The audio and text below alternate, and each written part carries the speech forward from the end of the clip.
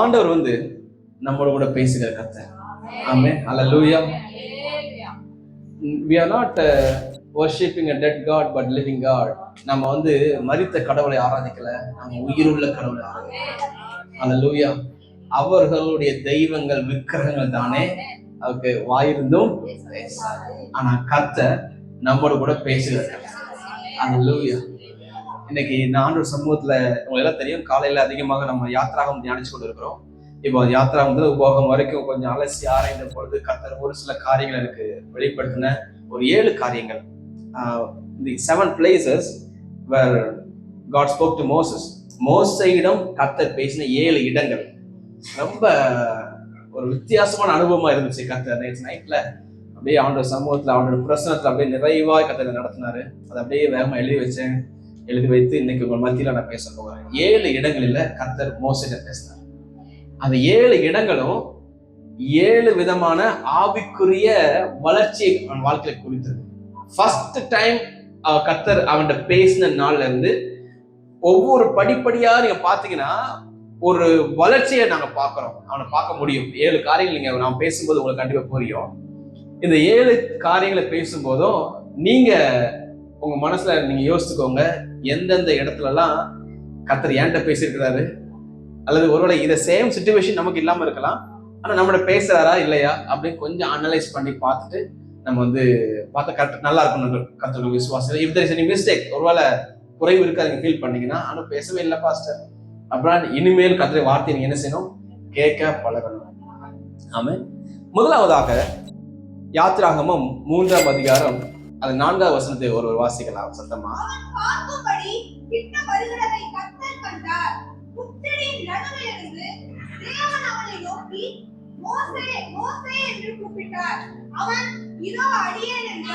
முட்செடியின் நடுவில் இருந்து மோசே மோசே என்று கூப்பிட்டார், அவன் இதோ அடியேன் என்றான். வெரி ஃபர்ஸ்ட் டைம், முதல் முறையாக கர்த்தருடைய வார்த்தையை கேட்ட மோசே. இப்போ அவன் வந்து ஜஸ்ட் அவன் மாமனார் வீட்டு அந்த ஏரியாவில் ஒரு வனாந்தரத்துல ஆடு மேய்த்து கொண்டு இருக்கிறான். ஆடு மேய்த்து கொண்டிருக்கும் பொழுது அங்கே ஒரு அற்புதமான ஒரு காட்சியை பார்க்கிறான், ஒரு மிரக்கிள், ஒரு அற்புதமான காட்சியை பார்க்க. அந்த காட்சி என்ன காட்சி அப்படின்னா, அங்க முட்செடி என்ன பண்ணுது, எரியுது, ஆனா வெந்து போகல, எரிஞ்சு போகல. அக்கினி எரிஞ்சிட்டு இருக்கு, ஆனா என்ன செய்யல, எரிஞ்சு போகல, அது கருகி போகல. பாக்குறான், பலமுறை பார்த்துக்கலாம், நம்ம ஊர்ல வைக்கோல் படப்பெல்லாம் தீ பிடிச்சி எரியும் பார்த்தீங்களா, அந்த மாதிரி எரிஞ்சு அப்படி சாம்பலா போயிருமே. 10 நிமிஷம், அரை மணி நேரம், 1 மணி நேரம் எரிஞ்சுட்டே இருக்கு. அதெல்லாம் பச்சையாவும் இருக்கு, கிரீனாவும் இருக்கு, ஆனா பயரும் அக்கினி எரிஞ்சிட்டு இருக்கு. இது ஒரு அற்புதம். அவன் ஒரு அற்புதத்தை பார்த்து அது கிட்ட போய் பார்ப்பேன் என்று சொல்லி வேகமா கிட்ட வரான். அவன் கிட்டே வருகிறதை கர்த்தர் கண்டார்னு அதுல வசனம் சொல்லப்பட்டிருக்கும். கர்த்தர் பார்த்தாரு அவன் கிட்ட வர்றத. அப்படியே வந்து ஃபர்ஸ்ட் டைம் பேசுறாரு, மோசே மோசேன்னு 2 முறை அவன் வார்த்தையை சொல்லி கூப்பிடுறாரு. ஃபர்ஸ்ட் டைம் நம்ம எப்படி கர்த்தருக்குள்ள வந்தோம், நம்மளும் ஒரு அற்புதத்தை பார்த்தா வந்திருப்போம். ஏதோ ஒரு சிச்சுவேஷன், ஒரு நான் என்ன மாதிரி பார்ன் கிறிஸ்டியனா பரவாயில்ல, அது கண்டிப்பா ஏதோ ஒரு அற்புதம் நடந்திருக்கும். அந்த அற்புதத்தை பார்த்து தான் நம்ம கர்த்தருக்குள்ள வந்திருப்போம். அதே போல கடவுள் மோசையை தேடி வந்தார். அல்லேலூயா சொல்லுங்க. தேவனை தேடி வந்தார் மோசைய. அதே போல நம்ம வாழ்க்கையில கர்த்தர் தேடி வந்திருப்பார். ஏதோ சிச்சுவேஷன் அவர் தேடி வந்து மோசையை கூப்பிடுறாரு, வா மோசே மோசேஸ்னு.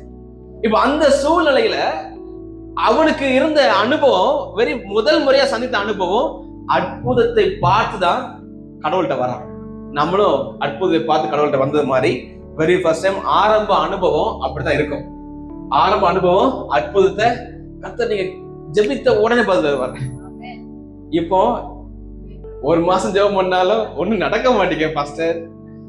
ஜெபித்த ஜெபங்கள்லாம் கேட்கப்படலையே. ஆரம்பத்துல டக்கு டக்கு டக்குன்னு கேட்கப்பட்டுச்சு. இப்ப என்ன கேட்கப்பட ஒரு சில கேள்வி இருக்கு பாத்தீங்களா, அந்த கேள்விக்கு பதில் இதுல இருக்கு.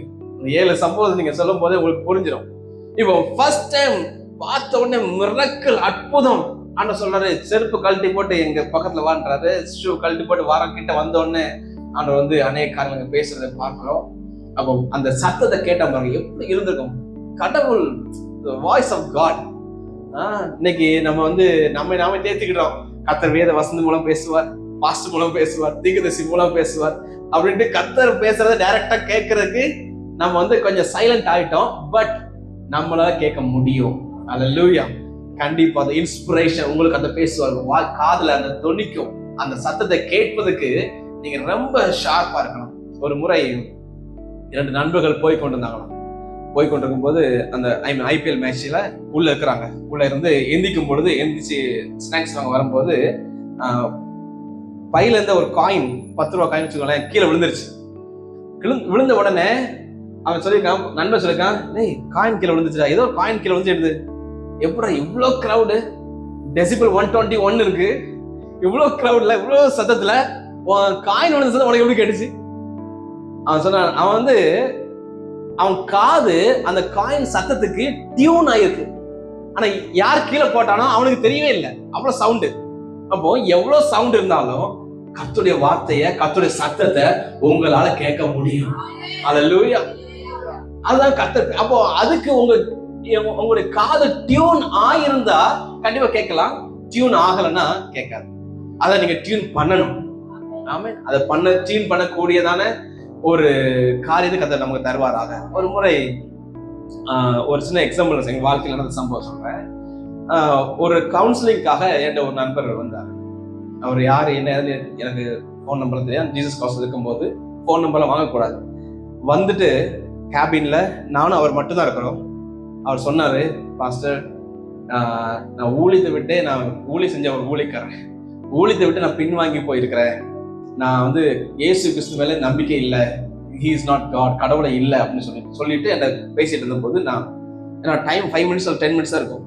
அப்போ நான் சொன்னேன், பிரதர், அவன் என்னோட வாழ்க்கையில் அந்த சம்பவங்களையும் கொஞ்சம் எக்ஸ்பிளைன் பண்ணி ஷார்ட்டா ஸ்வீட்டா அவளை சொல்லி, இதுதான் உண்மையான கடவுள், நீங்க ஊழியம் செய்யும்படியாக கர்த்தர் உங்களை அழைக்கிறான்னு சொல்லிட்டு இருக்கும் போதே நான் பார்க்கிறேன், அப்படியே லிட்டரலா கண்ணை மூடின தரிசனம் இல்லை, பார்க்கும் பொழுதே அப்படியே ஒரு பனி அப்படி மேல இறங்கும் பாருங்க, அப்படி பனி மாதிரி இறங்குச்சு. நான் சொன்னேன், பிரதர், ஒரு காட்ஸ் பிரசன்ஸ், ஆண்டவர் பிரசன்ன பனியா போல இறங்குன்னு சொன்ன உடனே கை தட்டி அன்னாயிட்டில உருண்டா இருப்பாங்க, அந்த கேபினை உடச்சு தள்ளிட்டு போல. அப்படி அவர் சொன்னாரு, பாஸ்டர், அப்படி ஒரு 5 மினிட்ஸ் கூட அது ரொம்ப நேரம் 2-3 மினிட்ஸ் தான்.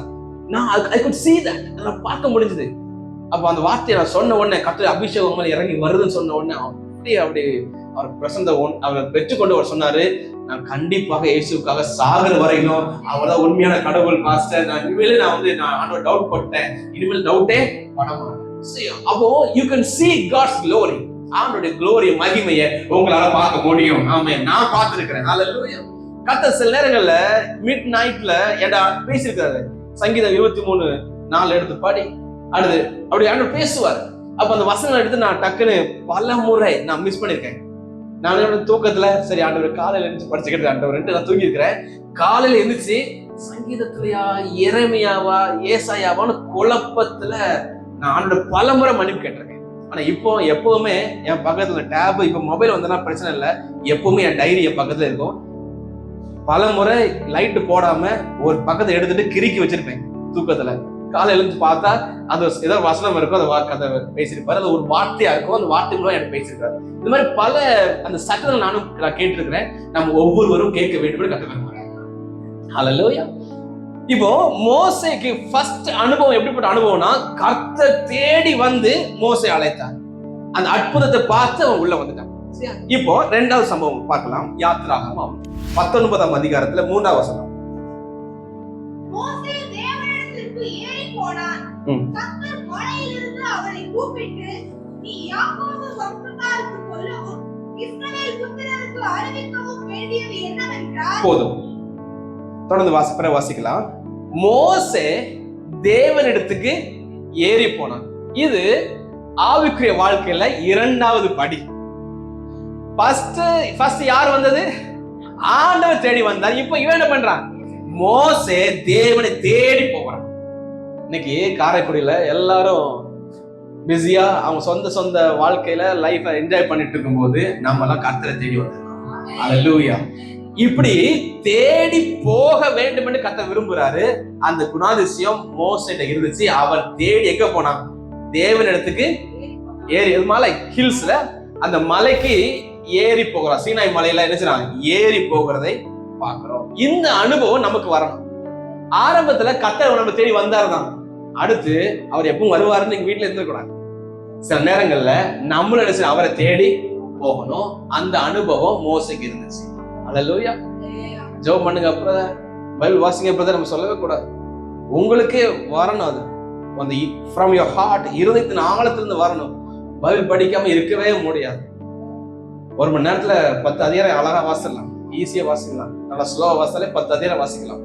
தியானிச்சா 1 ஹவர்ல 1 அதிகாரம் தியானிக்கலாம். நல்லா தியானிக்கலாம், ஆழமா மீண்டும் மீண்டும் வாசித்து வசனமா வாசித்து தியானிக்கலாம். அப்போ அந்த உறவுல நீங்க வரணும். யூ ஹேவ் டேக் டைம் எடுத்து. நம்ம சோறு பொங்கி சாப்பிடுறோம்ல, டைம் எடுத்து தோசை சுடுறோம்ல, டைம் எடுத்து கடைக்கு போய் சிக்கன் வாங்குறோம்ல, இட் டேக்ஸ் டைம். ஒரு 10 நிமிஷமோ அவன் ஒரு 1/2 மணி நேரம் ஆகும் சார், மட்டன் முன்னந்தோட இப்பதான் வெட்டிட்டு இருக்காங்க, லேட் ஆகும் சார், 10 நிமிஷம் வெயிட் பண்ணுங்க, வெயிட் பண்றோம் இல்லையா?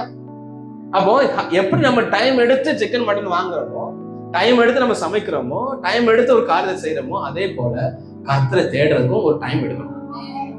அல்லேலூயா. அதை கர்த்தர் விரும்புறாரு. இந்த இடத்துல மோசே தேவனிடத்தில் மலைக்கு நினைச்சாங்க, ஏறி போனா அது சொல்லப்பட்டிருக்கும். மலையில் இருந்து கர்த்தர் என்ன பண்ணாரு? மோசையை கூப்பிட்டாரு. ஃபர்ஸ்ட் எங்க இருந்து கூப்பிட்டாரு? முச்செடியில இருந்து மோசையை கூப்பிட்டாரு. இப்போ இவன் ஏறி போன இடத்துலயும் அந்த மலையிலிருந்து அவன் நினைச்சாரு, அவனை கூப்பிடுகிறதை பார்க்கிறோம். இது நாம் ஒவ்வொருவரும் தேவனை தேடி செல்ல வேண்டும் என்கிற அனுபவத்தை குறிக்கிறது. நாம் அவர் தேடி வந்த நாட்கள் முடிஞ்சிச்சு. இப்ப நம்ம தேடுற நாட்களுக்குள்ளாக இருக்கிறோம். 3ஆவதாக யாத்திராகமம் 24:16. கர்த்தருடைய மகிமை சீனாய் மலையின் மேல் தங்கியிருந்தது. 7ஆம் நாளில் அவர் மேகத்தின் நடுவில் இருந்து மோசையை கூப்பிட்டார். தேர்ட், எங்க இருந்து கூப்பிடுறாரு? மேகத்தின் நடுவில் இருந்து கூப்பிடுகிறார். அதே அதிகாரத்துல முந்தின வசனம் 15 வாசிங்க. மோசே மலையின் மேல் ஏறின போது ஒரு மேக மலையை, செகண்ட் பாயிண்ட்ல பார்த்தோம், மலைக்கு ஏறி போனா மலையிலிருந்து கதை பேசினாரு, மேகம் மூணுதான் சொல்லப்படவே இல்லை. ஆனா இந்த இடத்துல சொல்லப்பட்டிருக்கு, மலைக்கு ஏறி போகிற காலை வச்ச உடனே மலை முழுவதும் ஒரு மகிமை, ஒரு மேகம் மூடியது. நீங்க ஆண்டவரை தேடி ஒரு ஸ்டெப் எடுத்து வச்சாலே போதும், கர்த்தருடைய மகிமை உங்களை மூடும். அல்லேலூயா. நீங்க இருக்கிற இடத்தை மூடும், நீங்க இருக்கிற சபையை மூடும், நீங்க இருக்கிற ஸ்தலத்தை மூடும். அல்லேலூயா. அப்போ அது மூடும் போது எத்தனை நாள்னா, கிட்டத்தட்ட 6 நாள் மூடி இருந்தது. இவன் மேல போய் பாக்குறான், திங்கக்கிழமை ஆண்டவரே பேசும், நாங்கள் போட்டு கேட்டிருப்பான், கதறி இருப்பான், ஜெபம் பண்ணிருப்பான், ஆராதிச்சிருப்பான், பாட்டு பாடியிருப்பான், வாட் எவர் இட் இஸ். என்னெல்லாம் முடியுமா அவனுக்கு அன்னைய நாட்கள்ல? திங்கக்கிழமை ஒன்னும் சவுண்ட் இல்ல, நோ ரிப்ளை ஃப்ரம் காட். நினைச்சிருப்பாங்க, ஆண்டவரே அன்னைக்கு நான் மலையில ஏறி வந்தேன், உடனே பேசுனீங்களே ஆண்டவரே, இன்னைக்கு ஏன் பேசல? மலையில இருந்து பேசுனீங்களே, ஏறின உடனே பேசுனீங்களே, இன்னைக்கு சத்தத்தை காணுமே. செகண்ட் டே, தேர்ட் டே, திங்கள், செவ்வாய், புதன், வியாழன், வெள்ளி, சனி, ஞாயிறு, அடுத்து 7ஆவது நாள் வந்த உடனே கர்த்தர் மேகத்திலிருந்து மோசையை கூப்பிட்டார். மோசஸ். அப்போ he was waited for 6 days. அடுத்த ஒரு ஸ்டாண்டர்ட் வரான். அது என்ன ஸ்டாண்டர்ட்னா, ஆண்டவருடைய சமூகத்துல காத்திருந்து ஆசீர்வாதங்களை பெற்றுக்கணும். ஒரு சில காரியம் நீ கேட்டோன்னு நடக்காது, நீங்க ஒரு 6 நாள் வெயிட் பண்ண வேண்டியிருக்கும். ஆனா அதுக்கடுத்து ஒரு மிகப்பெரிய காரியம் நடக்கும். ஆனா அந்த வெயிட்டிங் பீரியட் என்பதை மோசஸ் புரிஞ்சுட்டான். அப்போ கடவுள்கிட்ட போனா அவர் கொஞ்சம் வெயிட் பண்ண வைப்பார் சில நேரங்கள். அப்போ வெயிட் பண்ண வேண்டி இருக்கிறதே, சத்தத்தை காணுமே அப்படின்னு திங்கக்கிழமை இறங்கி கீழே வந்தா என்ன இருக்கும்? 10 கட்டளை கிடைச்சிருக்காரு. திங்கக்கிழமை, செவ்வாய்க்கிழமை 2-3 நாள் ஆயிடுச்சு, இப்படிலாம் இருக்க மாட்டாரு. அவர் இருக்காரா இல்லையான்னு தெரியல. ஆண்டவரே இயேசுவே, ஜீசஸ் where are you? அவனுக்கு கத்திட்டு இறங்கி இருந்தா, he was waiting till he hears God's word. கர்த்தருடைய வார்த்தையை கேட்கும் வரையில் வெயிட் பண்ணான். அல்லேலூயா. அப்படிப்பட்ட வெயிட்டிங் நம்ம கண்டிப்பா இருக்கணும் கர்த்தர் விரும்புறார். அல்லேலூயா. உடனே கர்த்தர் பேசல நினைச்சிட்டு இறங்கி வந்துடாதீங்க. நீங்க மேல போங்க, 6 நாள் வெயிட் பண்ணுங்க. 6 நாள் அவனுக்கு, உங்களுக்கு எத்தனை நாளா தெரியல, ஒரு 2 நாளா இருக்கலாம், ஒரே நாளா இருக்கலாம், அல்லது ஒரு வருடமா கூட இருக்கலாம். நீங்க வெயிட் பண்ணுங்க, பேசுங்க, அவனை கேளுங்க. கண்டிப்பாக ஒரு நாள் வரும், மேகத்தில் இருந்து என்ன பண்ணுவார், அவன் பேசுவான். இதுதான் ஆவிக்கு வாழ்க்கை அடுத்த லெவல். அந்த 7 நாளும் அவன் சாப்பிட்டதா சொல்லப்படல. நான் இப்படி எடுக்கிறேன், அது ஒரு ஃபாஸ்டிங் அண்ட் பிரேயர் எடுத்துக்கலாம். உபவாசத்தை ஜெபிக்கிறதா என்ன செஞ்சுக்கலாம் எடுத்துக்கலாம். 7 நாட்கள் 40 நாட்கள் இருக்கிறதை பார்க்கிறோம். அப்போ 7 நாட்கள் அது உபவாச ஜெபத்தை, அது என்னோட தியானம், அதை சொல்லப்படவில்லை என்றாலும் அவன் சாப்பிட்டதா சொல்லப்படலை. அதனால நான் ஃபாஸ்டிங் பிரேயர் எடுத்துக்கிறேன். அந்த 7 நாட்களும் அவன் தேவ சமூகத்துல உபவாசத்தோட காத்திருந்தான். கர்த்தர் 7வது நாள் அவன்கிட்ட பேச. அப்ப கர்த்தர் உங்கள்கிட்ட பேசல, அவங்க கர்த்தர் வார்த்தையை கேட்கல நீங்க நினைச்சீங்கன்னா கொஞ்சம் உபவாசத்தோட என்ன செய்யுங்க, 1 or 2 days வெயிட் பண்ணி பாருங்க. நான் ஜம்மு அண்ட் காஷ்மீர்ல இருக்கும்போது ஒரு முறை 5 நாள் ஃபாஸ்டிங் இருந்தேன். முதல் நாள் ஃபாஸ்டிங் டிக்ளேர் பண்ணி ஃபாஸ்டிங்ல இருக்கும்போது முதல் நாள் கொஞ்சம் கஷ்டமா இருந்துச்சு பார்த்துக்கோங்க. ஆனா 2வது நாள் 3வது நாள் பசிக்கவே இல்லை. எப்படி போச்சுன்னா 5 daysம் இட் வாஸ் ஒரு ஹெவன்லி ஒரு அனுபவத்தை கத்தனை கொடுத்தாரு. 5 நாளும் தண்ணி கூட தவிக்கல. நானும் தண்ணி குடிச்சேன் உயிர் வாழணுமே எனக்காக. அது தண்ணி குடிக்கணும் ஃபீலிங்கே இல்லை. சாப்பிடணுமே, டீ குடிக்கணுமே ஃபீலிங்கே கிடையாது. ஜூஸ் கூட குடிக்கல, தண்ணி மட்டும் குடிச்சேன். நான் 5 நாளுமே சாப்பாடை பார்த்தா வெறுப்பதான் இருந்துச்சு. பிரியாணியே வச்சாலுமே ஐ டோன்ட் லைக் இட். விரும்பவே இல்லை. அந்த விருப்பமே மனசுல வரவே இல்லை 5 நாளுமே. அது எனக்கு வாழ்க்கையில மறக்க முடியாத ஒரு அனுபவம். அந்த மாதிரி அதுக்கடுத்து நான் பல நாட்கள் இருந்திருந்தாலுமே அந்த 5 நாள் வெரி ஃபர்ஸ்ட் டைம் நான் அப்படிப்பட்ட ஒரு அனுபவத்துக்குள்ள போகவே இல்லை. அப்போ நீங்க போகணும் அப்படின்னா உபவாசம் இருக்கணும்னு ஃபர்ஸ்ட் நினைக்கணும்ல. உபவாசம் இருக்குன்னு நினைக்கணும், அப்பதான் இருக்க முடியும். இவன் இந்த மோசையை போல அவன் சமூகத்துல போய் வாஸ் வெயிட்டிங் ஃபார் 6 days, 6 நாட்கள் காத்திருந்தான். அதே போல நீங்களும் நானும் காத்திருக்க வேண்டும் என்று கர்த்தர் விரும்புகிறார். அல்லேலூயா. அப்பதான் பார்க்க ஒரு பட்சிக்கிற அக்னியை பார்ப்போம். வசனம் 17 சொல்லப்படும். He saw ஒரு பட்சிக்கிற அக்னியை பார்ப்போம். இன்னொரு வசனம் வாசி. உபாகமம் 4வது பாயிண்ட் 10ஆம் அதிகாரம் 4ஆம் வசனம் வாசிங்க. உபாகமம் 10:4. அக்னியின் நடுவில் இருந்து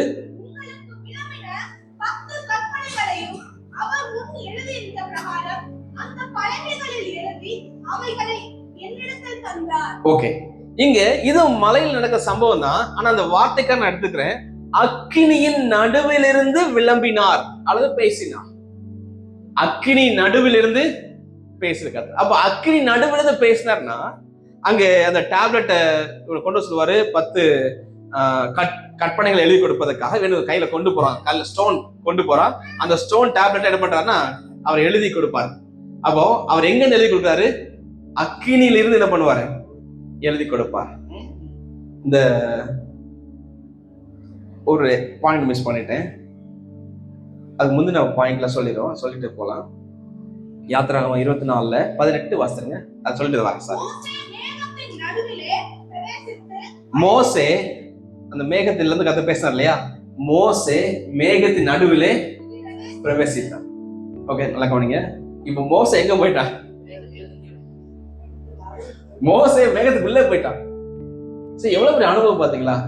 ஒருவேளை நம்ம வந்து ஹில் ஸ்டேஷன்ல வர மாதிரி மேகங்கள் கூட இருக்கலாம். ஆனா எங்க இந்த சத்தம் வந்துச்சோ he went inside. ஃபர்ஸ்ட் சத்தம் வந்து கேக்குது அந்த முட்செடியில. செருப்பு கழட்டி போட்டு வாட சொன்ன வந்து நிக்கிறான். கர்த்தர் மோசே கூப்பிட்டாரு.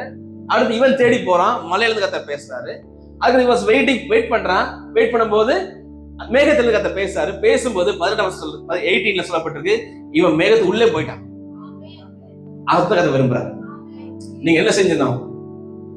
உள்ள போயிடும். சில நேரத்துல ஆண்ட வெளில விடுவாரு, சில நேரத்துல விட மாட்டாரு. ஏனோக்க மாதிரி, ஏனோக் அண்ட் எலியா மாதிரி தூக்கிட்டு போயிடுவாரு. உள்ள போயிட்டு ஒருவேளை நீங்க திரும்பி வராம கூட இருக்கலாம். சந்தோஷம், நாங்க யாரும் கவலைப்பட மாட்டோம். ஆனா நான் போல கவலைப்படக்கூடாது. ஏன்னா we are in the presence of God. அந்த ஒரு இது நான் சொல்ற காரியம், இது வந்து மிகப்பெரிய ஒரு ஆழமான ஒரு சம்பவம். இதை நம்ம அனுபவிக்கணும். என்னையும் சேர்த்து சொல்றேன், அனுபவிக்கணும். இன்னும் லாட் ஆஃப் ஏகப்பட்ட சாக்ரிஃபைஸ் பண்ணணும். ஏகப்பட்ட காரியங்கள் நம்ம வந்து அந்த ஆழமான கருத்துக்கு போகணும். நம்ம ஏதோ ஷேலவா எல்லாரும் ஊழியம் பண்ணாங்க, நான் பாட்டு பாடி தெரியும், கீபோர்டு வாசி தெரியும், ஏதோ ஊழியம் பண்றோம், அப்படி இல்லை. we should go deeper. இன்னும் ஆழங்களுக்குள்ள போகணும். மோசேயை போல மேகத்துக்கு உள்ளே போயிடணும். ஆமா. இப்போ நெக்ஸ்ட் 4th அக்னி நடுவில் கதை என்ன பண்றாரு? பேசுறாரு. இந்த அக்னி நடுவில் உபாகமம் 10:4 இங்க 10 கற்பனைகளை என்ன பண்ணாராம்? விளம்பினார், பேசினார். இது 4வது காரியத்துல அக்னி எதை குறிக்குன்னா, அக்னி பேசுற காரியம் எதை குறிக்கும் அப்படின்னா, நம்மை இதை செய்யணும் இதை செய்யக்கூடாது என்று வழிநடத்துகிற கருத்து. 10 கட்டளைகள்ல ஃபர்ஸ்ட் 4 காரியம். ஃபர்ஸ்ட் என்ன சொல்றோம்? என்ன என்று உனக்கு வேற தேவர்கள் உண்டாக்க வேண்டாம், வானத்து பூமியில தண்ணி இல்லாது என்னை போல சொரூபத்தில் என்ன செய்யக்கூடாது, பண்ணக்கூடாது. அதுக்கடுத்து தகப்பனை தாயினும் கணம் பண்ணணும். இது ஓய்வு நாளை பரிசுத்தமா ஆசரிக்கணும். அதுக்கடுத்து கொலை செய்யாதிருப்பாயாக, விபச்சாரம் செய்யாதிருப்பாயாக, பிறனுடைய யாதொன்னை எச்சியாதிருப்பாயாக. 10 கட்டளை இருக்கு இல்லையா? இந்த 10 கட்டளை எதை செய்யணும், ஆலயத்துக்கு வருவது, எதை செய்யக்கூடாது, தவறு செய்யக்கூடாது. கர்த்தரை மட்டும்தான் I am your God, நானும் உன்னுடைய கடவுள் என்று கடவுள் இதை செய்யணும் செய்யக்கூடாதுன்னு என்ன பண்றாரு, 10 கட்டளைகளை அக்கினியில் இருந்து பேசுறாரு. அவர் ஒரு சேரக்கூடாத ஒளியிலே வாசமா இருக்கிற கர்த்தர். Unapproachable light. அப்புறம் என்ன அர்த்தம்? அந்த லைட்டு கிட்ட போக முடியாது, அப்படின்னா அது அக்கினி தான். அன்அப்ரோச்சபிள்னா அது கிட்ட நெருங்கவே முடியாத ஒரு லைட்டு. இந்த லைட் இருக்கு, நீங்க போக்கஸ் லைட் முன்னாடி வச்சிருப்பாங்க. அப்ப பாத்தீங்கன்னா ஒரு இந்த தட்டான் சின்ன சின்ன பூச்சிலாம் செய்யும், போக்கஸ் லைட்டை போய் பார்த்து கிட்ட போகும் பாருங்க, அதுல பொசுங்கி செத்து கிடக்கும். பாத்துருக்கீங்களா? அதே போலதான் ஆண்டவர் அக்னியாக இருக்கிறார். ஒருவரும் சேரக்கூடாத ஒளி. அந்த ஒருவரும் சேரக்கூடாத ஒளியில என்ன இருக்குன்னா, அங்கே ஒரு மிகப்பெரிய ஹீட் இருக்கு, உள்ள போனாலும் பொசுங்கி செத்துருவாங்க. அப்படிப்பட்ட கர்த்தர் அந்த இடத்துல இருந்து பேசுறார். He is light, he is fire. அவர் அக்கினியின் தேவன். அந்த 10 கட்டளை கொடுக்கும் போது இதை செய்யணும் செய்யக்கூடாது. இதே போல நீங்களும் ஆண்டவர் சமூகத்துக்கு வரும்போது உங்க வாழ்க்கையில இதை செய்யலாம், இதை செய்ய வேண்டாம் என்று கர்த்தர் உங்களுக்கு போதிப்பார். பிசினஸ் ஆரம்பிக்கிறதா இருக்கலாம், படிப்பா இருக்கலாம், என்ன செய்யணும் எல்லாவற்றையும் ஆண்டோட சமூகத்துக்கு போகும்போது you have to go. மலைக்கு ஏறணும். டேக் டைம் எடுத்து உபவாசம் போட்டு ஜெபம் பண்ணணும். டைம் எடுத்து நீங்க ஆண்டோட சமூகத்தை காத்திருக்கும் பொழுதுதான் கர்த்தர் கூட பேசுவார். பேசும்பொழுது எப்படி இஸ்ரவேல் ஜனங்களுக்கு இந்த 10 கட்டளைகள் கர்த்தர் கொடுத்தாரோ அதே போல கர்த்தர் உங்களுக்கும் கட்டளைகள் கொடுப்பாரு, உங்களுக்கு வழி நடத்துவார். அந்த சத்தம் எங்கிருந்து வருகிறது? அக்கினியின் நடுவில் இருந்து கர்த்தர் பேசினார். ஹல்லேலூயா. இது ஆவிக்குரிய வாழ்க்கையில அடுத்த லெவல். நீங்க அநேகர் சொல்லுவாங்க, பாஸ்டர் பிரதர் நீங்க இதை செய்றீங்களா, நீங்க திருநெல்வேலிக்கு போற வரீங்களா? நான் ப்ரேயர் பண்ணிட்டு சொல்றேன் பாஸ்டர். ஏன் சொல்றோம்? ஆண்டோட கேட்கணும் கைடன்ஸ். ஆண்டவரே shall I go or not? நான் போகலாமா போக வேண்டாம்? உன் சித்தம் இருந்தா என்ன அனுப்புங்க. இஃப் நாட் வேண்டாம். சுவிட்சர்லாந்துக்கு கூப்பிடுறாங்க, உன் சித்தம் இல்லைன்னா வேண்டாம் ஆண்டவரே. இன்னைக்கு கர்த்தர் இன்னும் அதுக்கு அடுத்து பல நாடுகளுக்கு கொண்டு போவாரு. அப்ப ஆண்டவர் சித்தம் இல்லாம ஒரு நாட்டுக்கு போயிட்டு ஒரு இடத்துக்கு போகிறதுக்கு காட்டிலும் ஆண்டவர்கிட்ட கேளுங்க, ஆண்டவரே shall I go or not? shall I start or not? இதை ஸ்டார்ட் பண்ண வேண்டாமா, என்ன இதுக்கு போகலாமா வேண்டாமா, இது உங்க சித்தமா சித்தம் இல்லையா? திருமண காரியமா இருக்கலாம், இது உங்க சித்தமா சித்தம் இல்லையா? நான் ஏன் சுயமா ஒரு முடிவெடுத்துட கூடாது? சுயமா முடிவெடுத்து எத்தனை ஜனங்கள் பாடுகளை வேதனை இருக்கிறாங்க. நான் என்னோட வாழ்க்கைய உங்களுக்கு கட்டளை பண்ணிக்கிறேன், நீங்க என்ன வழி நடத்துங்க. மோசே அப்படி கேட்க போய்தான் 10 கட்டளை கற்றுக் கொடுக்குறேன். இதை செய்யணும், இதை செய்ய வேண்டாம். அவர் அக்கினியில் இருந்து பேசுறார். 5வதாக உபாகமம் 5:23.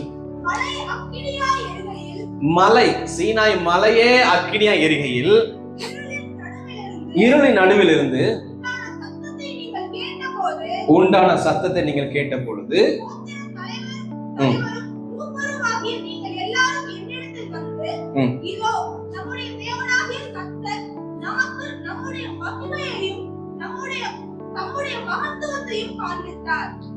போதும். 5th point is இருளில் இருந்து கர்த்தர் பேசுகிறவர். ஆண்டவர் எங்க வாசமா இருக்காரு? ஒருவர் சேரக்கூடாத ஒளியில இருக்காரா, இருட்டுல இருக்காரா? ஒளியிலையும் இருக்கிறார், இருட்டிலையும் இருக்கிறார். அவர் கார் இருளில் வாசமா இருக்கிற கர்த்தர். சாலமோன் சொல்றார், he lives in the darkness. நம்ம டார்க்னஸ்ல பிசாசு பார்க்கிறோம், இருள்ல பிசாசா இருக்குன்ட்டு. ஆனா இருள்ல கர்த்தர் இருக்கிறார். அதை ஒருபோது மறந்து போகவே கூடாது. அல்லேலூயா. அந்த கார் இருளிலே வாசமா இருக்கிற கர்த்தர் சொல்றாரு. அந்த ஃபர்ஸ்ட் லைன் நீங்க வாசிங்கன்னா சொல்லப்பட்டிருக்கோம். அந்த வீடு வாசிங்க. மலை அக்கினியால் எரிகையில். போதும். அந்த சம்பவத்தை பாருங்க. மலை என்ன செஞ்சது? இப்போ இந்த இடத்துல பெரிய ஒரு வைக்கோல் போர் சம்திங் இஸ் அப்படியே பர்ன் ஆகுது. அப்படி வானளாவிய ஒரு அக்கினி. அங்க பிரைட்னஸ் எவ்வளவு இருக்கும்? பயங்கர பிரைட்னஸ் இருக்கும், அப்படிதானே? அங்க என்ன சொல்லப்பட்டிருக்கு? அங்க இருள் இருந்துச்சு. மலையே தீப்பிடிச்சு எரியுது, ஆனா அங்க என்ன இருந்துச்சு? இருள் இருந்துச்சு. அந்த இருள்ல இருந்து கதை பேசுறேன். See, whatever நீங்க எது இம்பாசிபிள் அப்படி நினைக்கிறீங்களோ அதை பாசிபிளா கதை மாத்தணும். ஆனா அவரும் இம்பாசிபிளா தான் இருப்பார். அக்னி தீப்பிடிச்சு எரியும், ஆனா என்ன செய்யாது, அந்த முட்செடி வெந்து போகாது.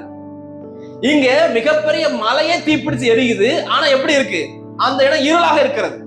தீப்பிடிச்சு எரியும் பொழுது வெளிச்சம் தானே வேணும். நீங்க வீட்டுல சின்ன ஒரு கேண்டில் லைட் பண்ணுங்க, அந்த கேண்டில் வீடு முழுவதும் வெளிச்சம் தான் இருக்கிறது. அப்போ மலையே தீப்பிடிச்சு எரியும் போது எவ்வளவு வெளிச்சம் இருந்திருக்க வேண்டும், ஆனா வெளிச்சம் இல்லை, அங்க இருள்னு சொல்லப்பட்டிருக்கு. அத கர்த்தர், நீங்க ஆண்டவரை புரிஞ்சு கொள்ளவே முடியாது. ஆண்டவரை புரிஞ்சு கொள்ள முடியாது. அவர் நம்முடைய நம்ம மனசுக்கெல்லாம் அப்பாற்பட்ட கர்த்தர், உங்களுடைய சிந்தனைகளுக்கெல்லாம் அப்பாற்பட்ட கர்த்தர். 24 அவருடைய சத்தத்தையும் கேட்டோம்,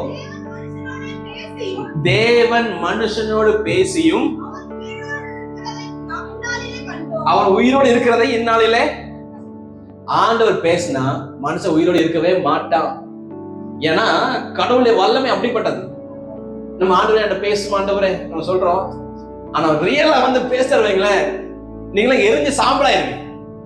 ஆனா இங்க சொல்லப்பட்டிருக்கு, கர்த்தர் அக்கினி நடுவில் அந்த இருளில் இருந்து கதை பேசினாரா. மலையே தீப்பிடிச்சு எரிகிறது, அங்க இருளா இருக்கு, ஒரு புகையா கூட இருக்கலாம். அந்த இருளில் இருந்து கத்தை என்ன பண்றாங்க, பேசினாரு. இப்ப நாங்க ஒண்ணு புரிஞ்சுக்கிட்டோம். என்ன புரிஞ்சுக்கிட்டோம் அப்படின்னா, தேவன் பேசியும் மனுஷன் உயிர் வாழ முடியும் என்பதை நான் புரிந்துகிட்டோம் சொல்றாங்க. எல்லா மூப்பரும் அங்க இருந்து எல்லா தலைவர்களும் சேர்ந்து சொல்றாங்க, ஆண்டவர் பேசினா மனுஷன் உயிர் வாழ முடியும். 24ஆம் வசனத்துல. ஆனா 25ல என்ன சொல்றாங்க பாருங்க, இப்பொழுது நாங்கள் சாவானேன், இந்த பெரிய அக்கினி எங்களை பட்சிக்குமே, நாங்கள் சாவோம். இவன் சொல்றாங்க 24ல சாக மாட்டோம்னு சொல்றாங்க, இங்க சாவோம்னு சொல்றாங்க. எதை குறிக்க அப்படின்னா, 24ல சொல்லப்பட்டது மோசே குறித்து. மோசே மேல போனவன என்ன செய்யல, அந்த அக்னிக்கு பாத்தீங்களா மலையை தீப்பிடிச்சு எரிகிறது, இவங்க கீழே நிக்கிறாங்க. கீழே நிக்கிற இவங்களுக்கு எப்படி இருக்கு, பட்சிக்கிற அக்னியை போல செத்துருவோன்னு நினைக்கிறாங்க. ஆனா அதுக்குள்ள ஒரு நிக்கிறான், அவனா மோசே. அல்லேலூயா. எந்த அளவுக்கு கடவுளுக்கு அவங்களுக்கு உறவு இருந்துட்டு பாருங்க. அல்லேலூயா. he was living in fire. அக்னியிலே எரிகிற முச்செடியை பார்த்த அந்த மோசே இப்ப அடுத்த ஒரு எக்ஸ்பீரியன்ஸ் பேச, அந்த அக்னிக்கு உள்ள போயிட்டான். அப்படிப்பட்ட அனுபவங்களை கர்த்தர் நமக்கு தர வல்லவரா இருக்கிறார். கரத்தை நாம மையப்படுத்துவோமா? கண்டிப்பாக அக்னிக்குள்ள நீங்க போய் அந்த அனுபவத்தை பெற்றுக்கொள்ள அபிஷேகத்தை உங்களுக்கு தர வல்லவரா இருக்கிறார். அது ஒவ்வொருவரும் பெற்றுக்கொள்ள வேண்டும். நீங்க விரும்புவீங்க, அதை கண்டிப்பா தருவார். அல்லேலூயா. ஒரு நாள் ஃபர்ஸ்ட் ஆண்டவரை அக்னியா அந்த எரிகிற முச்செடி மேல ஒரு அக்னியா பார்த்த அந்த மோசே ஒரு நாள் வந்தது. இந்த 5வது பாயிண்ட் வரும் பொழுது அவன் அக்னிக்கு உள்ளே வாசம் பண்ணும்படியான கிருபை கர்த்தர் கொடுத்தாரு. இப்ப ஜனங்கள் எல்லாம் சொல்றாங்க, இல்ல கர்த்தர் மனுஷன் பேசுவார்தான், ஆனா மனுஷன் செத்து போகவே மாட்டான் என்பது இப்போது அறிந்திருக்கிறோம். யாரை பார்த்த பிறகு? மோசையை பார்த்த பிறகு. அப்படி இறங்கி வரும்போது அவன் மூஞ்சி எப்படி இருக்கு, சூரியனை போல. சும்மா இல்ல, அவன் தீக்குள்ளே கடந்திருக்கான். சாத்ராக் மேஷாக் ஆபேத்நேகோ மாதிரி. அது இவங்க கொடுத்த தீ, இது கர்த்தருடைய அக்கினி. அது அந்நிய அக்கினி, இது கர்த்தருடைய அக்கினி. அந்த கர்த்தருடைய அக்கினிக்கு உள்ள இருந்ததுனால அவன் முகம் மட்டும் இல்ல, ஹோல் பாடியே ஷைனிங் ஆயிருக்கும் நான் நினைக்கிறேன். அல்லேலூயா. உடம்பு முழுவதும் அப்படி அக்கினியால ரிஃபைன்ட் ஆயிட்டான். அப்படியே எப்படி ஒரு தங்கத்தை தீயில போட்டு அப்படி ரிஃபைன்ட் ஆகி அப்படி ஜொலிக்குதோ அந்த மாதிரி மோசே சரீரமே மாறிடுச்சு. ஹல்லேலூயா. தேவன் இருளின் நடுவில் இருந்து பேசுகிற கர்த்தர். ஃபர்ஸ்ட் பாயிண்ட் பார்த்தோம், கர்த்தர் முச்செடி நடுவில் இருந்து பேசினாரு. இரண்டாவதாக மலையிலிருந்து கர்த்தர் பேசினாரு. மூன்றாவதாக மேகத்திலிருந்து கர்த்தர் பேசினாரு. நாலாவதாக அக்கினியிலிருந்து கர்த்தர் பேசினாரு. ஐந்தாவதாக இருளிலிருந்து கர்த்தர் பேசினார். ஆறாவதாக லேவியராகமம் 1:1 கர்த்தர் ஆசரிப்பு கூடாரத்தில் இருந்து மோசையை கூப்பிட்டார். போதும். இப்போ அடுத்த ஒரு லெவல் வராம பாருங்க. கர்த்தர் எங்க இருந்து பேசுறாரு? ஆசரிப்பு கூடாரம். லேவியராகமம் 1:1 முதல் வசனமே ஆசரிப்பு கூடாரத்துல கர்த்தர் பேசுறாரு. இது ஆசரிப்பு கூட இது வரைக்கும் 5 சம்பவம் பாத்தீங்கன்னா நேச்சர்ல இருந்து கர்த்தர் பேசியிருப்பாங்க. இயற்கையில இருந்து மேகம், மலை, அக்கினி, முட்செடி, இருள், நேச்சர் அப்படி நேச்சர்ல இருந்து கதை பேசினாரு. முதல் முறையா மனுஷனுடைய கையினால் உருவாக்கப்பட்டதான ஆசரிப்பு கூடாரத்திலிருந்து கதை பேசினார். வெரி ஃபர்ஸ்ட் டைம் ஆனா சொல்றாரு, நீ எனக்கு ஒரு ஆசரிப்பு கூடத்தை உண்டாக்க. அவருடைய பிளான் படிதான், ஆண்டோட திட்டம் படி தான் அவங்க செய்யறாங்க. எல்லாமே செஞ்சு முடிச்ச உடனே ஆசரிப்பு கூடாரத்துல கதை என்ன செய்யற, மோசையை கூப்பிடுறாரு. ஆண்டவர் சொன்னாரு, நான் ஜனங்களோட பேசணும், அப்போ எனக்கு ஒரு ஸ்தலத்தை நீங்க செய்யணும், ஆயத்தப்படுத்தணும். அந்த ஸ்தலம் எப்படி இருக்கணும்னா, பிரகாரம், பரிசுத்தலம், மகா பரிசுத்தலம் இப்படி இருக்கும். பிரகாரத்துல அங்க வெளில பாருங்க, அதான் பிரகாரம் வச்சுக்கோங்க. வெளிச்சம் எப்படி இருக்கு, சூரிய வெளிச்சம். சூரியன்னா பிரகாரத்துல வெளிச்சமா இருக்கும். பரிசுத்தலத்துல எது வெளிச்சமா இருக்கும், லேம்ப் ஸ்டாண்ட், குத்து விளக்கு. நம்ம ஒரு குத்து விளக்கு கவனிக்கல, அது எத்தனை, 7 கை இருக்கும். ஒரே ஸ்டிக்ல 7 கை இருக்கும், 7 குத்து விளக்குகள். ஒரு குத்து விளக்கு தான் 7 பிரான்ச்சஸ். அந்த 7 பிரான்ச்லயும் உள்ள லைட் இருக்கு பாத்தீங்களா, அந்த லைட் தான் பரிசுத்தலத்துல வெளிச்சமா இருக்கும். அதுக்கு கர்டன் போட்டிருப்பாங்க, இந்த படம் திரை போட்டிருக்காங்களா, இந்த மாதிரி திரை போட்டிருப்பாங்க. அதுக்குள்ளதான் மகா பரிசுத்தலம். அங்க மகா பரிசுத்தலம் போயிட்டீங்கன்னா அங்க அட்டர் டார்க்னஸா இருக்கும், ரொம்ப இருட்டா இருக்கும். அங்க கர்த்தரே நித்திய வெளிச்சமா இருக்கும். அல்லேலூயா. அங்க கர்த்தர் நித்திய வெளிச்சம். அப்ப அந்த வெளிச்சத்தை யாரும் பார்க்க முடியும், மகா பிரதான ஆசாரியன். பிரதான ஆசாரியன் மட்டும் தான் போக முடியும். அது வருஷத்துக்கு ஒரு முறை தான் போக முடியும். அந்த ஒரு டைம் போனா அந்த நித்திய வெளிச்சத்தை பார்த்து வருவான், அவ்வளவுதான். அது இருட்டா இருக்கா, அது அவன் தான் கேட்கணும். ஆனா அந்த இடத்துல வெளிச்சத்தை கொடுக்கறது யாரு, கர்த்தர் தான். ஆனா ஃபுல் டார்க்னஸா இருக்கும். இந்த மாதிரி ஒரு ஆசரிப்பு கூடார கான்செப்ட்ல தான் அந்த அந்த ஆசரிப்பு கூடாரத்தில் வாசல்ல இருந்து கதை பேசுறாரு, மோசையை கூப்பிடுறாரு. அங்கதான் நேக்காரர்கள் டிஸ்கஷன் பண்றாங்க. எப்போலாம் மிரியம் என்ன பண்றாரு, மிரியம் அவங்களுடைய சகோதரி, ஆரோன் ரெண்டும் சேர்ந்து மோசை விரதமா பேக் பைட்டிங் ஆமா பேசும் பொழுது ஆண்டு சொல்றாரு, கூப்பிடுவாரு, கமான். எங்க கூப்பிடுறாரு, ஆசரிப்பு கூடாரத்தில் வந்து நம்மளை கரெக்ட் பண்றாரு. அல்லேலூயா. நீ இதை செய்யற, இது சரியில்லை. குஷ்டரோகம் வந்து 1 வீக் அவ வந்து குவாரண்டைன் பண்ணி வச்சிருக்காங்க. குவாரண்டைன் வார்த்தை இப்போ கொரோனா வந்து நமக்கு தெரியும், ஆனா ஓல்ட் டெஸ்டமெண்ட்ல இருக்கு குவாரண்டைன் ஃபார் 1 வீக். நமக்கு 14 days கொடுத்தாங்களா. அப்போ குவாரண்டைன் பண்ணி வச்சு ஆண்டர் வந்து அதுல வந்து ஒரு ஃபேவரட்டிசம் பண்றாரு. என்ன ஃபேவரட்டிசம்னா, ஆரோனுக்கு அது ஒண்ணுமே செய்யல, ஆனா மிரியா மட்டும் தட்டிக்கிறாரு. அது என்னன்னு எனக்கு தெரியாது, ஆண்டோட கேட்கணும். நல்லா கவனிங்க. அவன் வந்து பிரதான ஆசாரியனால ஏதோ கிரேஸ் விட்டுருங்க. ஓகே, இந்த மாதிரி சம்பவத்துல நீ இதை அதை செஞ்சேன்னு கடிந்து கொள்கிற கத்தர். அந்த இடத்துல ஆசரிப்பு கூடாரத்துல இருந்து கத்தர் கூப்பிடுறாங்கன்னா கொஞ்சம் கவனமா இருக்கணும். அவன்கிட்ட நம்ம கடிந்து கொள்கிறாரு. இப்போ மோசே ஆண்டவர் தேடி மலைக்கு போகிற சம்பவம் நம்ம பார்த்தோம். இப்போ ஆண்டவர் எங்க தங்கி இருக்கிறாரு, ஆசரிப்பு கூட தங்கி இருந்து அவனை கூப்பிடுறாரு. இது ஆவிக்குரிய வாழ்க்கையில அடுத்த ஒரு லெவல். இந்த லெவல்ல நம்ம எல்லாரும் இந்த அனுபவத்துக்குள்ள நீங்க வரணும். இந்த ஆசரிப்பு கூட எதை குறிக்குன்னா, சபையை குறிக்கிறது. அப்போ சபையில கர்த்தருடைய வார்த்தையை கேட்கிறோம், சபைக்குள்ள கர்த்தருடைய கடிந்து கொள்ளுதல் இருக்கும், அன்பு இருக்கும், எதனா இருக்கலாம். ஆனா கர்த்தருடைய கடிந்து கொள்ளுதல் இருக்கு பாத்தீங்கன்னா, இதை நீங்க அக்செப்ட் பண்ணி நான் மனம் திரும்பணும், அதை கத்த விரும்புறேன். அடுத்ததாக 7:89 வருஷம்.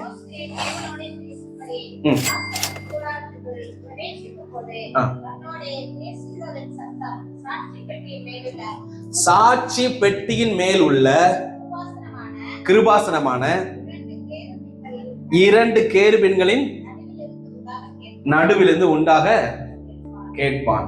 இங்க கடைசி பாயிண்ட் வந்து கிருபாசனத்திலிருந்து கர்த்தர் பேசுவார். அல்லேலூயா. ஒரு ஜஸ்ட் ஒரு போட்டோ உங்களுக்கு காட்டுறேன் பாருங்க. இதான் நான் என்ன சொன்னது, பிரகாரம், பரிசுத்தலம், மகா பரிசுத்தலம். இந்த பிரகாரத்துல சூரியன் சொன்னேன், இங்க லாம்ப் ஸ்டாண்ட் சொன்னேன், இங்க கர்த்தர் நித்திய வெளிச்சமா இருப்பான்னு சொன்னேன்.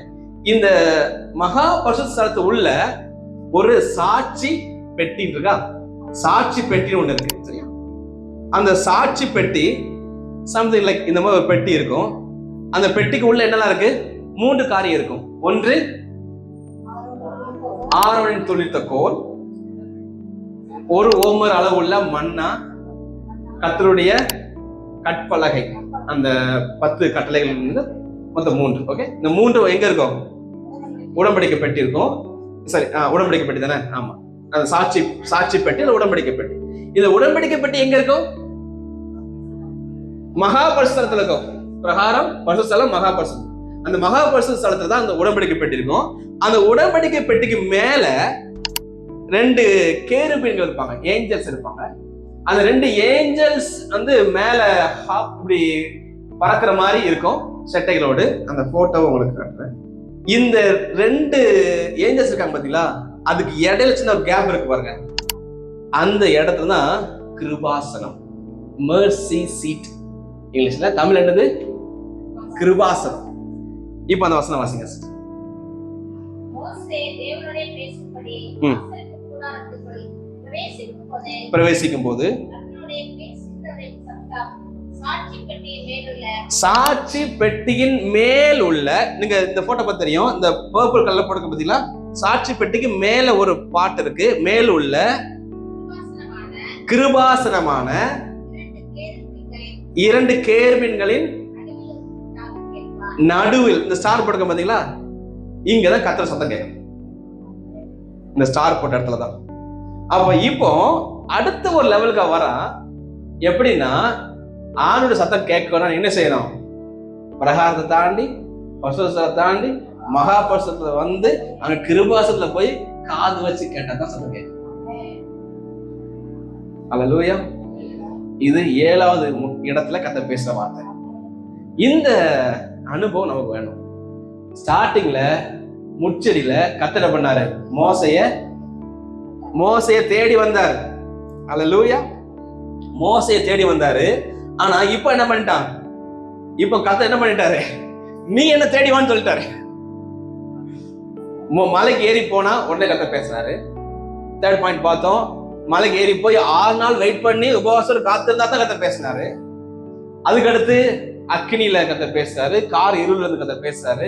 அதுக்கடுத்து ஆசீர்வாத கூடாரத்தில் இருந்து கர்த்தர் என்ன செய்றாரு? பேசுறாரு. இப்போ கிருபாசனத்துல இருந்து பேசுறாரு. இந்த கிருபாசனத்துல இருந்து பேசுற கர்த்தருடைய வார்த்தை நம்ம என்ன செய்யணும்?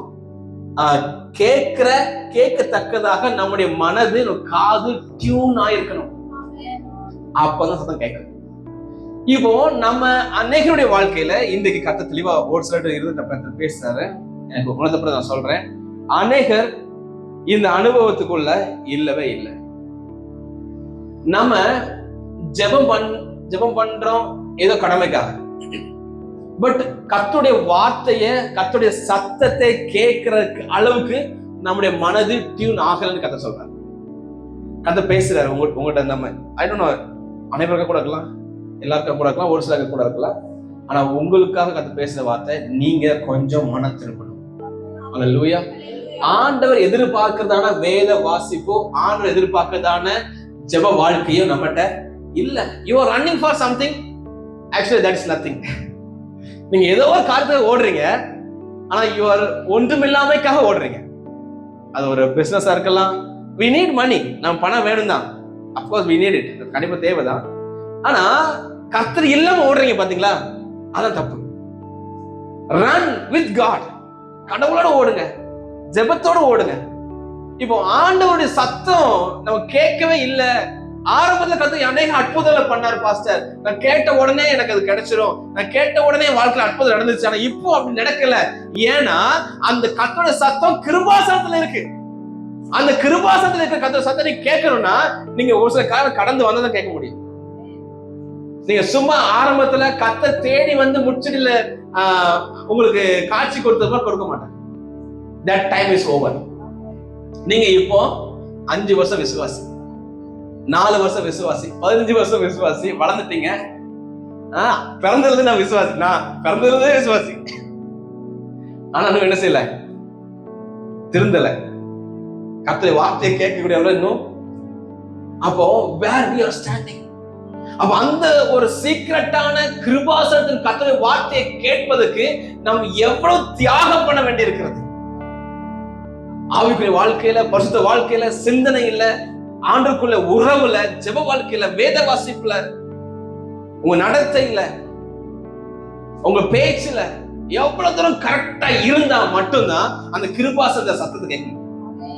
இல்ல கிருபாசன சத்தம் ஒழிச்சுட்டு தான் இருக்கும், உங்க காதுக்கு என் காதுக்கு கேட்காது. ஏதோ நீங்க வாழ்வீங்க, சம்பாதிப்பீங்க, வீட்டை கட்டுவீங்க, கலந்து முடிச்சு கொடுப்பீங்க, அது actually as usual as a human நடந்துதான் இருக்கும். பட் கர்த்தருடைய சித்தப்படி நடக்காது, கர்த்தருடைய சத்தத்தின்படி நடக்காது. அப்போ நீங்க ஃபர்ஸ்ட் கர்த்தருடைய சத்தத்தின்படி நடக்கணும் அப்படின்னா அதை கேட்கணும் ஃபர்ஸ்ட். அப்போ கிருபாசன தண்டை கிட்ட நெருங்குவோம். ஒரு வசனம் இருக்கும், அது நான் யாரா வாசிக்கிறீங்களா? எபிரேயர் 4:16 வாசிங்க. ஆதலால் நாம் ஏற்ற சமயத்தில் சகாயம் செய்யும் கிருபை அடையவும் தைரியமாய் கிருபாசன தண்டையிலே சேர கடவோம். 15 நான் வாசிக்கிறேன். நம்முடைய பலவீனங்களை குறித்து பரிதபிக்க கூடாத பிரதான ஆசாரியர் நமக்கு இராமல் எல்லா விதத்திலும் நம்மை போல சோதிக்கப்பட்டும் பாவம் இல்லாதவராய் இருக்கிற பிரதான ஆசாரியர் நமக்கு யாரு? இயேசு கிறிஸ்து. நமக்கு பிரதான ஆசாரியர் யாரு? இயேசு கிறிஸ்து. ஆதலால் நாம் இரக்கத்தை பெறவும் ஏற்ற சமயத்தில் சகாயம் செய்ய கிருபை அடையவும் தைரியமாய் கிருபாசன தண்டை சேர கடவோம். கிருபாசனம் எங்க இருக்கு? மகா பரிசுத்தத்துல இருக்கு. ஆசாரியன் யாரு? மகா பிரதான ஆசாரியன் யாரு? இயேசு கிறிஸ்து நம்ம ஆசாரியன் இருக்கிறாரு. சோ நீங்க என்ன செய்யலாம்? அந்த நாட்கள் போல அந்த கர்டன் எல்லாம் கிடையாது, அந்த திரைச்சீலை கிடையாது. அதெல்லாம் இயேசு சிலுவையில் மரிக்கும் போது திரைச்சீலை கிழிக்கப்பட்டாயிற்று. அதனால பிதாவை எங்கும் தொழுது கொள்ளும் காலம் வந்து விட்டது. இப்போ நீங்க டைரக்டா கிருபாசனத்துல போய் என்ன செய்யலாம்? சேரலாம். ஏன்னா நீங்க கிருபாசனத்தை வரும் பொழுது ஃபர்ஸ்ட் உங்களுக்கு வருகிற காரியம் குற்ற மனசாட்சி வரும். நீங்க அந்த ஒரு வார்த்தை சொல்லப்பட்டிருக்கோம், really that touch my heart. இது தொட்ட ஒரு வார்த்தை. பாவிகளுக்கு தேவ பிரசனத்தை ஸ்மெல் பண்றது கூட தகுதி கிடையாது. எப்படி சொல்றது, அப்படி அவங்களுக்கு அந்த தகுதியே அவனோட பிரசனத்தை ஸ்மெல் கூட பண்ணி பார்க்க முடியாதான் பாவிகள். But we are living in the presence of God. நாம் தேவனுடைய பிரசனத்துக்குள்ளாக வாழ்ந்து கொண்டு இருக்கோம். எவ்வளவு பெரிய கிருபை பாத்தீங்களா? அல்லேலூயா. அவ்வளவு பெரிய கிருபை கர்த்தர் நம்ம கொடுத்துக்கிறாரு. சாதாரணமான காரியம் அல்ல.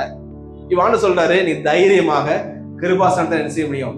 சேர கடவுள். ஏன்னா இயேசு கிறிஸ்து உங்களுக்காக சிலுவையில் மரித்து உங்கள் பாவத்தை எல்லாம் மன்னிச்சிருக்கிறார். அல்லேலூயா. அப்ப நீங்க தைரியமா வரலாம். He is my father, என்னோட தகப்பன் என்கிட்ட பேசுவார் சொல்லி வரும்பொழுது கண்டிப்பாக உங்கள்கிட்ட தெளிவாக பேச வல்லவராக இருக்கிறார்.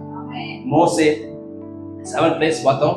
7 இடங்கள்ல கர்த்தர் மோசேட்ட எப்படிலாம் பேசினாரோ அதே போல நமக்கும் உங்களோட சிச்சுவேஷன்லயும் உங்களோட பேச வல்லவராக இருக்கிறார். ஆமென். கர்த்தர் நம்மை ஆசீர்வதிப்பார். அப்படி நம்ம எழுதிக்கலாம்.